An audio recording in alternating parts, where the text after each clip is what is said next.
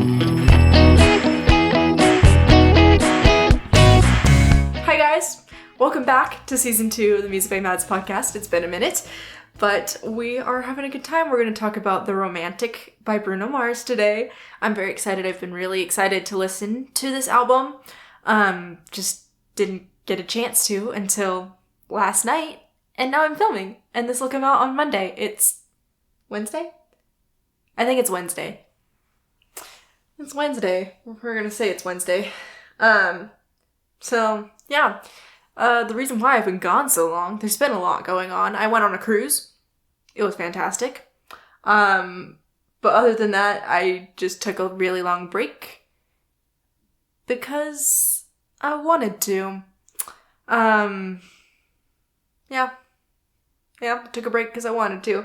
But in the music world, there's been a lot going on. Obviously, Bruno Mars released an album. Harry Styles released an album as well, and we're going to talk about that next week.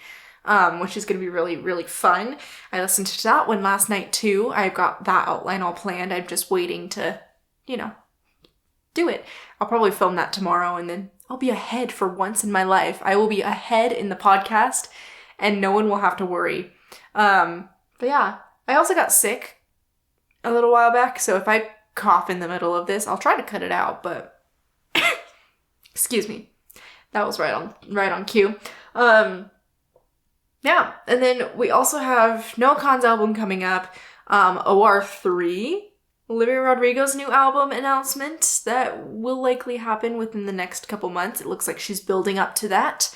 We're gonna see when that happens, but we'll talk about it when the album comes out. We're gonna talk about Conan Gray's deluxe version of Wishbone that he's releasing same day as Noah Kahan's album. So I think we'll do Noah Kahan first, just because that's a full album. And then we'll do Wishbone, because that's, extra. That's a lot. We've got a lot to cover coming up. It's going to make my job so much easier. I don't have to think so hard to plan episodes anymore, because people are just releasing music now. Thank you, everybody. Also, this is the first time I've ever curled my hair for the podcast, so you better appreciate it. Worked so hard on it. Obviously, it was so very hard to curl my hair. But I might be messing with it a lot. So today's delightful topic is The Romantic, of course. I really liked this album. I'm so excited to talk about it. I finally listened to it, and I am a month late, so I'm sorry if you were waiting to hear my thoughts on it. You probably weren't, but I'm sorry if you were. But now you get to hear them. Anyways, let's just dive in. First song is Risk It All. I loved the trumpet and string call and response he had going on in the beginning. And I don't usually love a ton of reverb on vocals, but I felt like it worked for Risk It All just because everything else was so sparse. Kind of filled up the sound a little bit more, filled it out, made it a little more full. First off, I don't know why I said first off, where this is we're in the third part of this. Very little call and response at the beginning is nice. Give me all the Latin vibes, first of all. I feel like we haven't heard that much from Bruno Mars. We haven't heard the Latin vibes. Maybe I'm forgetting something, but it's interesting because he's Puerto Rican. He's Puerto Rican Filipino, I think, or Filipino Puerto Rican. I don't know which would come first, but it's interesting that we haven't gotten much of the Latin vibe from him. It's interesting. I could be mistaken that he's done it before and I'm just forgetting, but I don't think he has, and I'm really appreciating the Latin vibes. I'm going straight from my outline because I'm not in the flow yet. I'm a little rusty. It's been a couple weeks. Just give me a minute. We'll get there. I loved the chord progressions throughout the whole album, but specifically in Risk It All, I noticed. He used a lot of interesting chord progressions and then borrowed chords from other keys, which is, it's a key change technique you can do in music theory, where you go you take the 5 chord of, so you have the tonal center. Here we go. Technical terms. We have the tonal center of one key, so let's say it's D, which means the 5 chord is A major. So when you borrow a chord from another key, likely you would go A major and you would take an E major chord, because A major would then become the temporary tonal center. So A, and then E major is the 5 chord of the key of A. And then you go back to A, back to D, and then it's like a cute little mountain that you do to do like a small key change, but it's not enough to do a full like key signature change, so you just borrow a chord and use some accidentals. So that's what it is. So he used a lot of that in, I think he used it a couple other times in the album, but specifically in Risk It All was where I noticed it. It was very, very well done. I love interesting chord progressions and borrowed chords in pop music. It makes me happy. And I love that more people are using them, but I feel like Bruno Mars has, like, just is such a strong writer musically. Like, he just really knows how to do it. It's really interesting. If you guys want me to talk more about music theory, or talk less about music theory, just let me know in the comments on this video on the Spotify recording. Like, I will talk all day about music theory. It's very interesting. Oh, I loved speaking of the Latin vibes, I loved the classical guitar solo he had. And whether he used an acoustic guitar or a classical guitar, like either one, like he achieved more classical sound with an acoustic guitar, whatever he used, it was very well done and very nice. I'm assuming either him or another person, like it's an acoustic instrument and not like some sort of MIDI synth something. Very wonderful. I thought this Risk It All was the perfect album intro. Like, it felt very like, yes, this is the album. Here is a gift to you. It's called The Romantic, and this is the first song. Like, it's just felt like, yes, this is the first song. Then we got Cha Cha Cha. My very first when I listen to albums that I'm going to react to and talk about in my stuff, I always am taking notes as I'm listening for the first time most of the time. So the very first thing I wrote about this intro was, what in the elevator music? Excuse me. I loved it. It was fantastic. It was nice. It just kind of sounded like elevator music a little bit. No problem there. I also appreciate that he made it a cha-cha.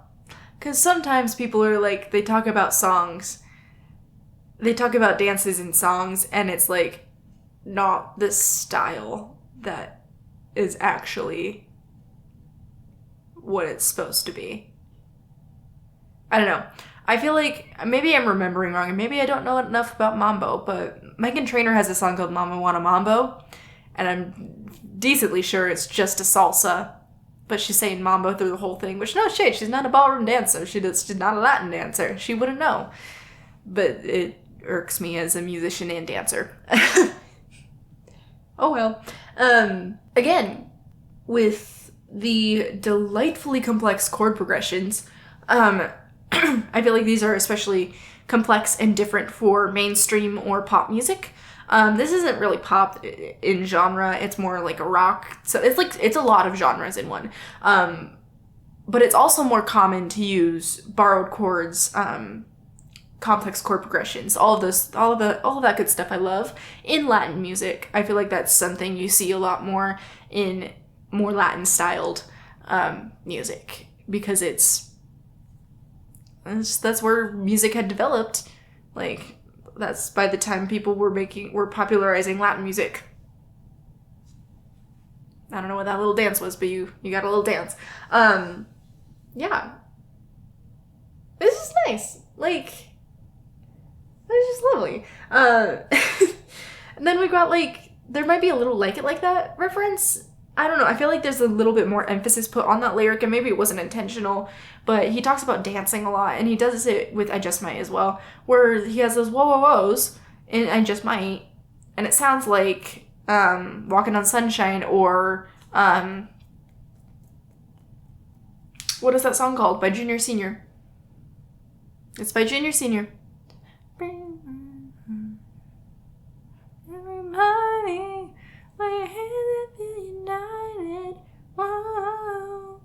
I don't remember what it's called, but now you know what song I'm talking about. I feel like he's trying to call attention to that, like, they're out dancing, they're listening to other music. Maybe it's not intentional, maybe I'm reading way too deep into it, but you know what, that's what I want to think, and so that's what I'm gonna think. Because it's fun. It's fun to do that. Yeah. I also, okay, another thing is I feel like these first 3 songs especially transition a little bit into each other, so it got a little more disco at the end of Cha Cha Cha. It had a little more disco beat. Which leads perfectly into I Just Might, which is very much his, like, 70s disco vibe that he's been doing a lot of, especially in his project with Silk Sonic. Hence what we're going to talk about, I Just Might. And I've talked about this one a little bit before, because it was a song of the day, in, like, January when it came out. Like, of course, it's wonderful. It's a fantastic song. It's such a vibe.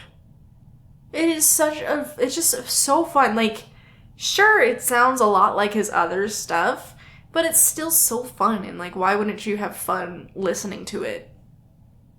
You could just be miserable, I guess, if you wanted to, or you could have fun with the song. Yeah. I feel like this episode's going to be a little shorter, because this is a shorter album. It's only 9 songs, because Bruno Mars does not believe in long albums. Not that I would complain about a longer album from him, but he doesn't, like, he's like, if I can't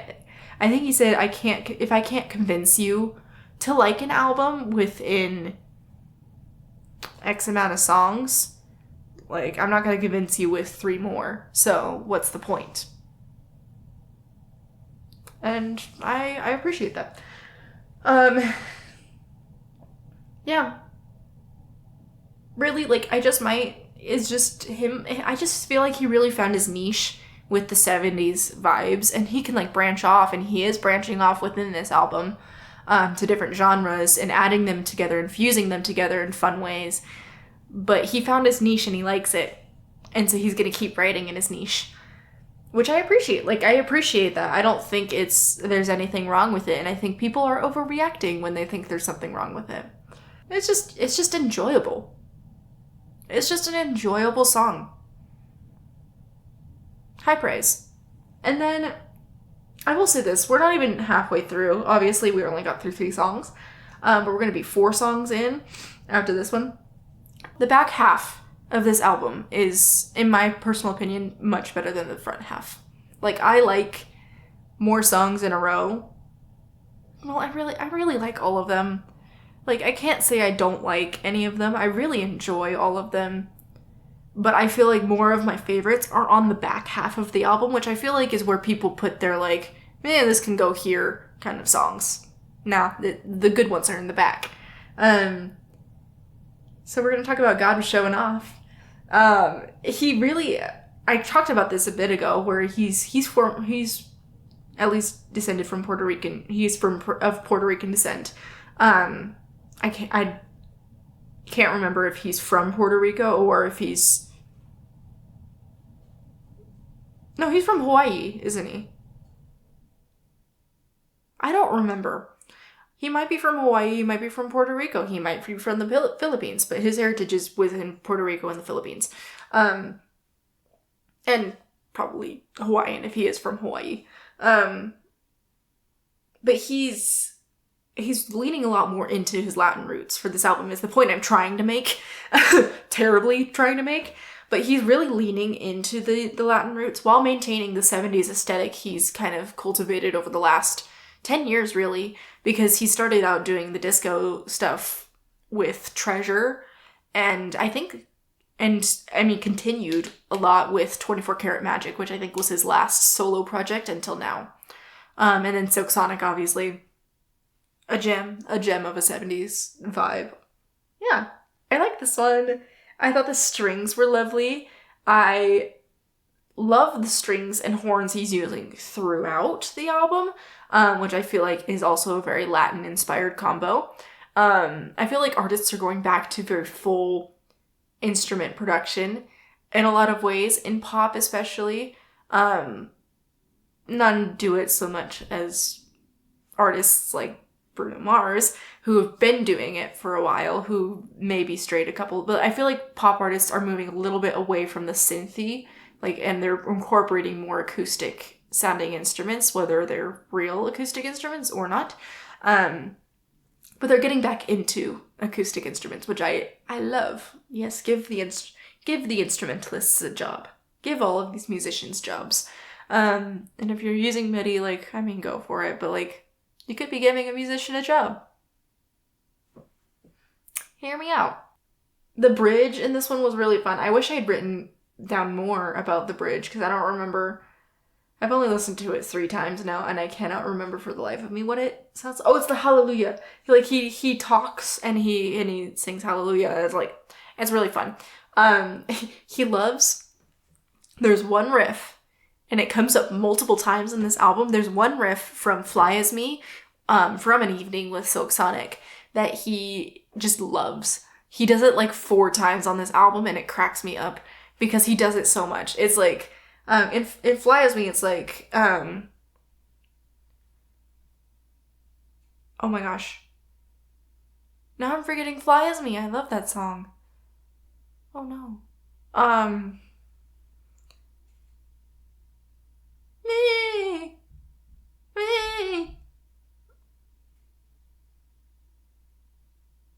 Oh, what is that pre-chorus part? It's specifically, that's the riff when he like has the breakdown of it, but he does it.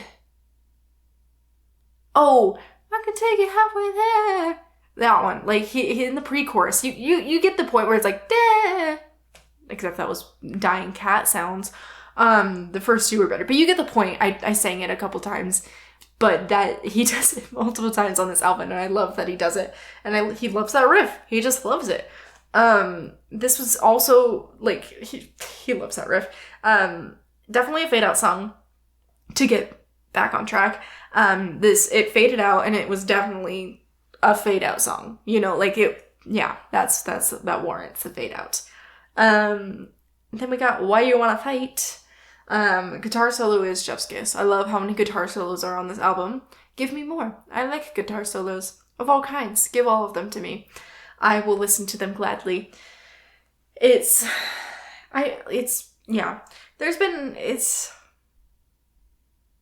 Wow, that was something. I love guitar solos. One thing I did want to talk about specifically with this song is that it's kind of become slang at this point, and so it's starting to lose its meaning, because that's what happens with words on the internet.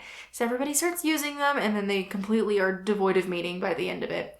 But in all seriousness, this album has so much more yearning than he usually has. Like, I feel like it's really living up to its name of The Romantic as an album. Like, he's really just yearning and like full of love, and like it's living up to The Romantic. Like, I understand why he called it The Romantic.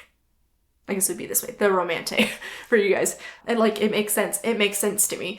This one was also one of those songs that I felt like got better as it went. I think I still placed it pretty low on my rankings of the album for my personal preferences, but it's still a good song, and it's a no skip album. I'm gonna say it right now. I don't think it's a skip, like there's any skips on here. It's going on my no skip list. The backing vocals on his projects. Can't believe I forgot about this point. He always has like such fun backing vocals, whether it's the Hooligans or it's him just layering his voice over and over again. Like, he does something fun with it, and he does a lot of call and response, I guess is what I'm trying to say.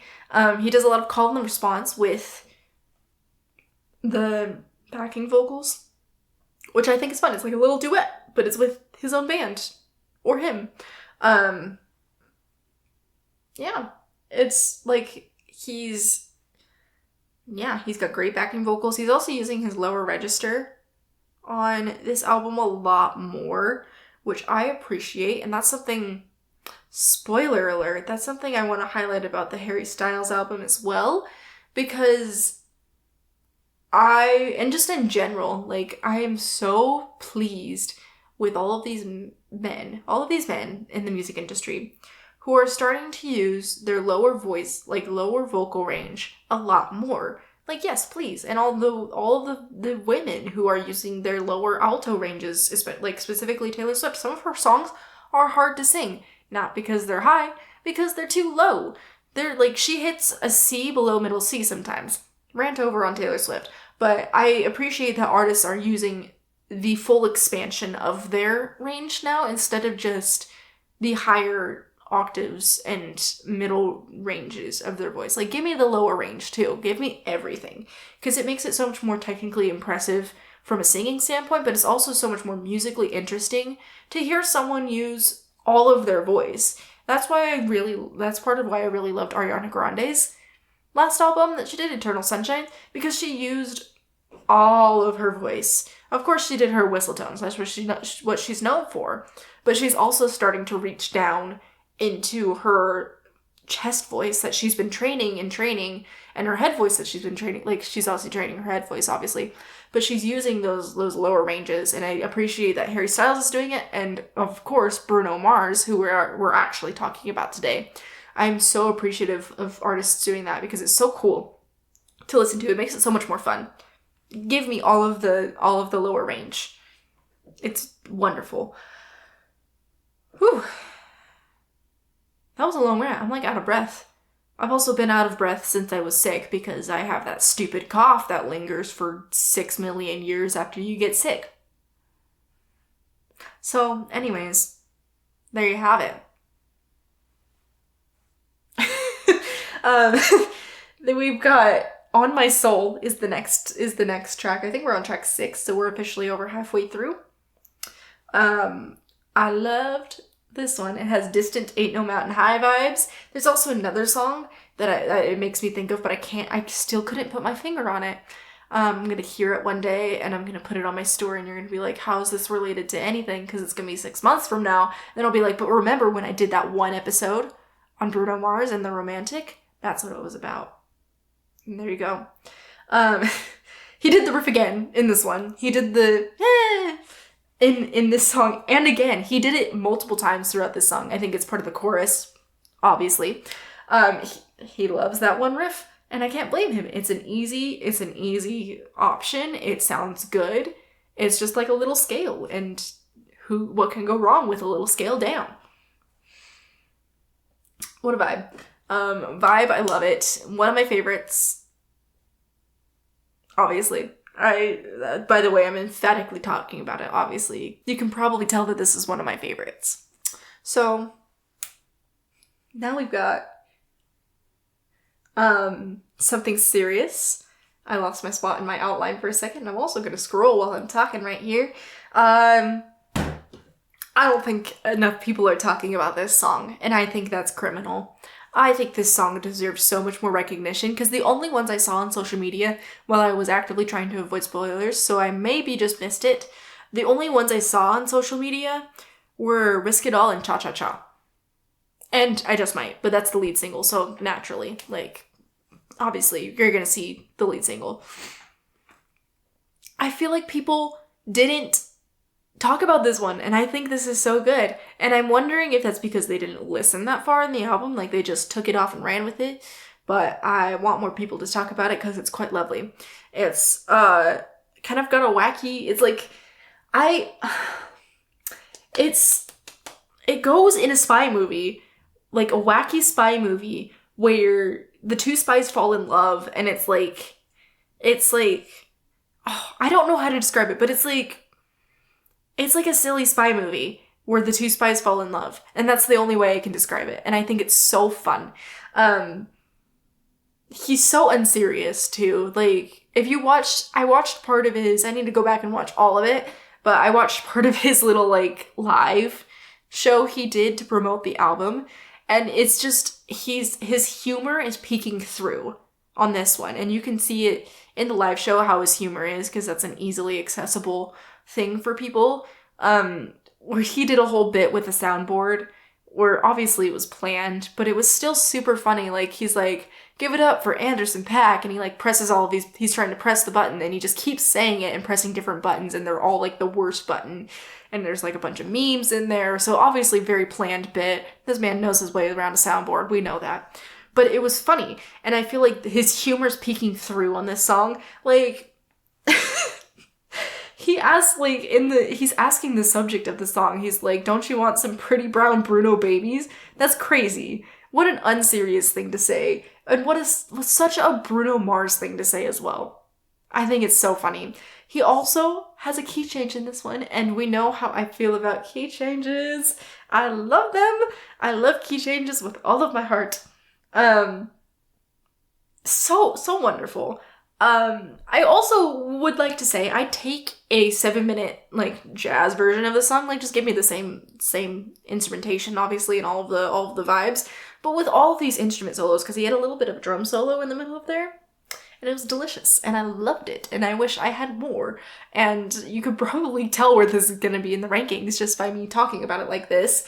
I do think I have one gripe with it, and I don't know, maybe as I listen more, I won't care as much.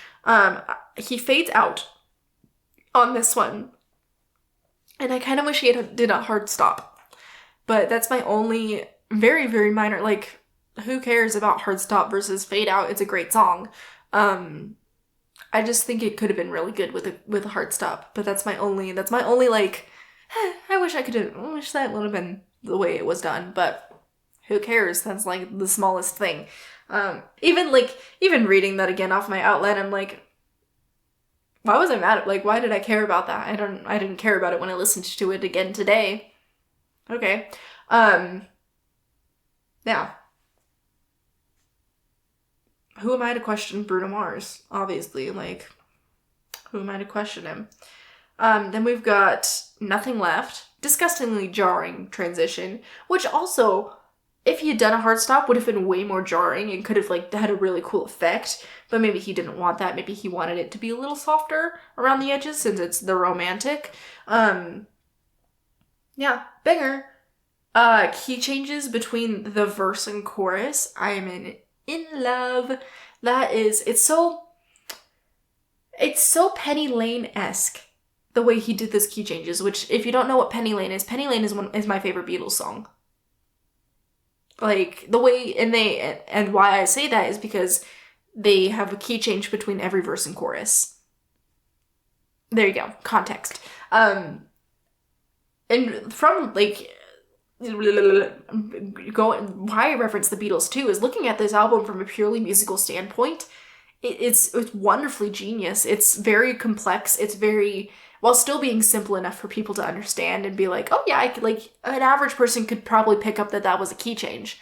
Sometimes people hide it. Like, it's not overly complex. It's not a symphony that you're having to analyze. Like, it's not a 20th century symphony that you're having to analyze. Like, it's digestible, but also complex and something very different from what people are used to hearing in a lot of popular music and mainstream music. Excuse me. Another guitar solo. Again, keep feeding me. Keep feeding me the guitar solos. I will eat them up. Sing, Bruno.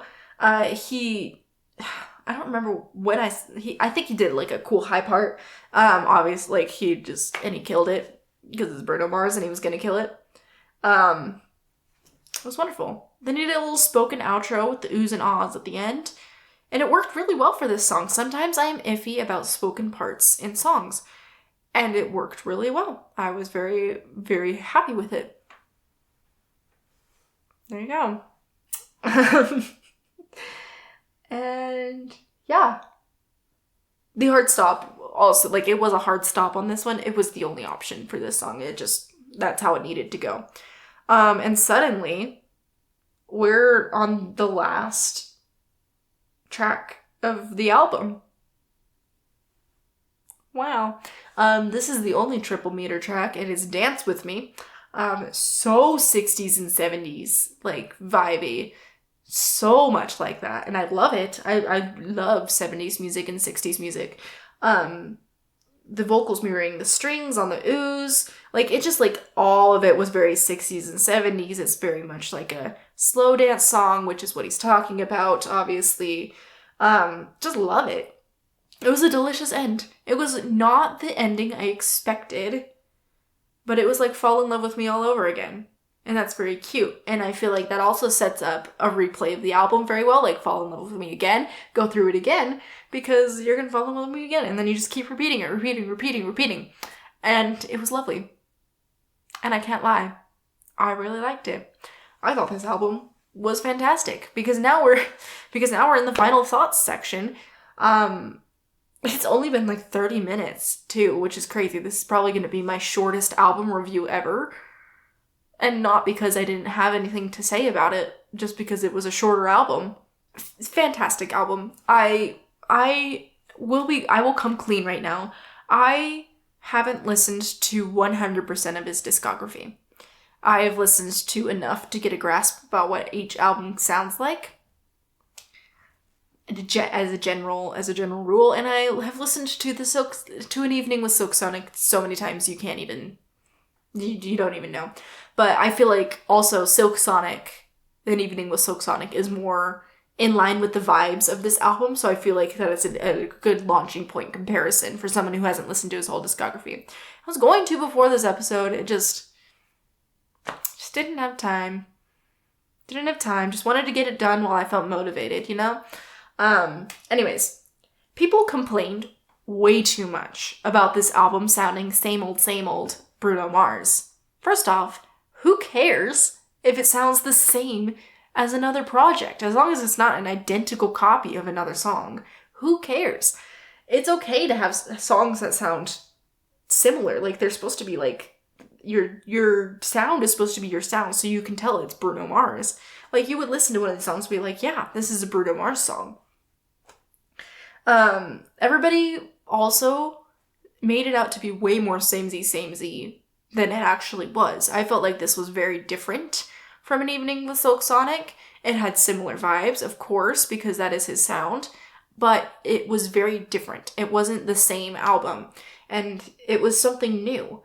And I really want that. I'm going to talk about that on my blog this week, specifically about social media and the demand for more, and people blowing things out of proportion. Like, it's such a fascinating topic that I want to dig into on my blog. So go read that when that comes out. But I didn't think it was so samey as people thought. Anyways, so yeah, I also, before I move on from expectations about albums, I always try to go in with very little expectation. If I'm waiting to listen to an album like I did with The Romantic and Kiss Co., I try to avoid spoilers, which is really hard on social media, especially when you're somebody who works in social media as a hobby and hopefully a job at some point. Like, give me a job, somebody. I try to go in with very little expectation, which can be hard, but I feel like it makes the whole experience much better, and you can't be disappointed nearly as much if you're not expecting too much from it. And I think people set their expectations for everybody way too high. And there it is. I think this album was beautifully written. I think it was musically complex for mainstream music, especially for the pop realm, which is where this will be played, even though it's not a pop album. It's Bruno Mars, so he's mainstream and he's gonna be played in the pop sphere. There's no one genre you can really put on this without it, like, it's just not quite an accurate description if you just use one genre, which I appreciate. It's a lot of subgenres that work well together, that are put together. I will take that anytime. Dance With Me was a surprising closer. And it left me wanting at least one more song. So, like, hey, Mr. Bruno Mars, sir, is there a deluxe version out there? Because I would take a deluxe version. Like, I know your philosophy on albums not being too long, But also, I genuinely think this album would have been fine to have 1 or 2 more songs. Or 3 more, or 4 more. I think it could have worked well if it had more songs. It didn't need to, and I think Dance With Me was a really nice closer, but it was surprising. I thought there was going to be more. I was like, oh wait, this is the end. Anyways, I already talked about that, so never mind. But now, something very important to talk about, the ranking. So this is my personal ranking. This is my favorite to least favorite. It's not like a best to worst thing. But, I mean, maybe this was your same ranking. Maybe you're like, this is the worst ranking to ever exist. Who cares? It's my ranking. And it's gonna change by next week, so who cares? Even like, by the time this episode actually goes out from when I filmed it, it's probably gonna change. Something's going to shift on there. So, doesn't matter. It's so pointless, but in a fun way. So, number 1, my very favorite, was Something Serious. I was loving this song, and I listened to it multiple times again today. I was dancing, I was singing, I was having a great time listening to it. And of course, Nothing Left was my number 2, which is so funny because my rankings already changed from when I listened to it last night. I'm going to stick with the ranking I wrote down because that is what I wrote down and planned for this episode, and I don't want to go through the trouble of re-ranking everything. So Nothing Left is my number 2. Very lovely song. I just would have switched some of them around. Anyways, and then we've got Cha Cha Cha is my number 3. Number 4 is Dance With Me. I Just Might takes number 5. On My Soul is number 6. God Was Showing Off is number 7. Risk It All is number 8, and Why You Wanna Fight is number 9. Yeah, that middle part is really just, it got jumbled already. It's gonna just, they're probably pretty even. Really, like, some of these I would have placed higher if I could, but all of a sudden we were at number 6, and I couldn't place any more in the top 5, so it happens. The only one I will say at this point right now, Why You Wanna Fight is at the bottom. Not because I don't like it. It just wasn't my favorite one on the album. I thought the rest of the songs were more my style. And that just happens. But, yeah, there it is. The Romantic by Bruno Mars. This is one of my favorite albums I've listened to from the past year. Like, since March 25th is when I'm recording this. 2025. The whole time. This is one of my favorite albums from the past year. So, love that. I really want this vinyl. I saw it at Walmart and it wasn't that expensive, but we gotta save money, guys. We gotta be financially smart. And someday we can buy all the vinyls we want. That day is just not today. My hair has fallen a lot. Wow. On the left side, so that sucks, but that's okay. The only thing we have left to do for this episode is the Song of the Day segment. We're back. The playlist will be updated, of course. And of course, most of the songs, 4 out of 7 songs, are from The Romantic because we're talking about it today and we're listening to it in this week. So basically, it's just my top 4. Something Serious, Nothing Left, Cha Cha Cha, and Dance With Me. So lovely. All 4 from The Romantic by Bruno Mars. And then we've got a song that isn't out at the time of me recording this, but I've already listened to so many times because people have recorded the live version and put it on YouTube and Spotify. But now, it's going to be out when this episode comes out. So it gets to go on the playlist. And that song is The Best by Conan Gray. And I'm so excited. Dare I say, like, I could spend a whole episode talking about this song and its rollout and its marketing and all of that, but we're going to save it for the episode about the deluxe version. I've got another cat hair, you guys. It seems like an episode, each episode recurrence. Goodness. We're going to save it for the actual deluxe album episode. Oh, but this song is so good. Dare I say one of his best songs. he's ever written. Anyways, then we've got last two songs. Smoke Slow by Joshua Bassett. Been listening to that one a lot recently. And then I got introduced to this last song by my friend Eden. Shout out to Eden. She's been on the podcast before. She killed it. But she introduced me to a few songs recently, and the one I picked for this week's Song of the Day, I definitely picked another one for next week's. Wink, wink. But today's is Motion Sickness by Phoebe Bridgers. Yeah. I'll see you guys next week when we are talking about Kissco, or Kiss All the Time, Disco Occasionally. What team are you guys on? I guess we'll talk about that next week. Like, what team are you guys on for the acronym? I am full team Kissco because of the like pun of it. But anyways, that's what we're going to talk about next week. And I will see you guys then.